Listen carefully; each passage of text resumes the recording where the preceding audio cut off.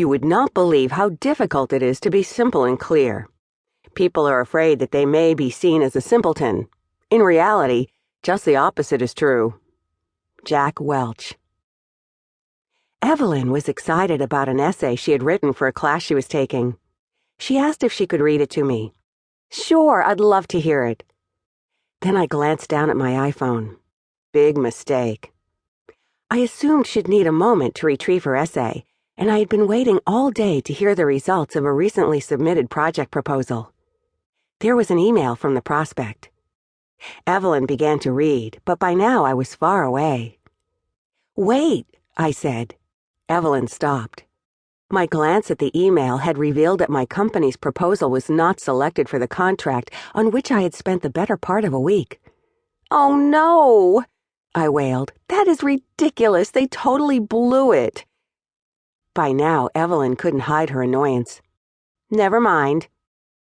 I begged forgiveness, tossed my iPhone face down on the table, and convinced her to start reading her essay to me all over. From this, I realized two basic facts. 1. I couldn't be a truly present listener with my attention split between Evelyn's essay and the disappointing news I had to share tomorrow with my colleagues. 2. When visiting with a friend in the evening, it is absolutely unnecessary to check on the results of a work proposal. Let's get started. Do you ever look at the clock upon the day's end and wonder where the time went? Are you non-stop busy, yet lack a sense of accomplishment? Does your to-do list grow rather than shrink despite your best efforts? Please say it's not just me.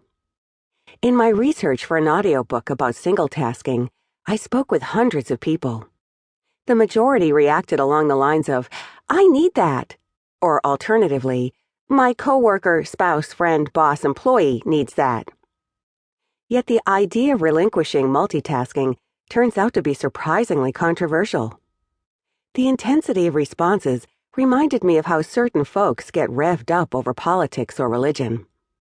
Some people were incensed, refusing to accept that singletasking is remotely plausible. Multitasking is an ingrained cultural expectation, woven into the fabric of our times. Consider the following response to my suggestion that a credible and superior alternative to multitasking exists. I like the idea of singletasking, but I'm afraid it's not for me. Frankly, singletasking sounds like a luxury and not one that people in business can generally afford. Does it sound nice to focus on one thing at a time?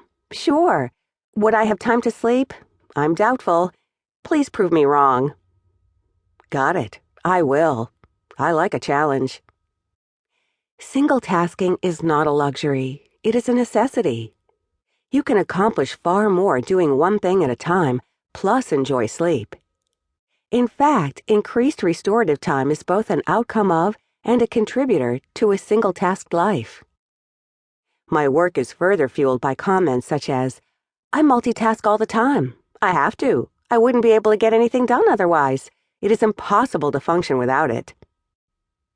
Offering an alternative to the societal norm has never been easy. Galileo lived in an era when the Earth was widely considered to be the center of the universe. He challenged this belief, boldly attesting that the planets, Earth included, rotate around the sun. He was consequently investigated by the Roman Inquisition, found guilty of heresy, and placed under house arrest. Yikes.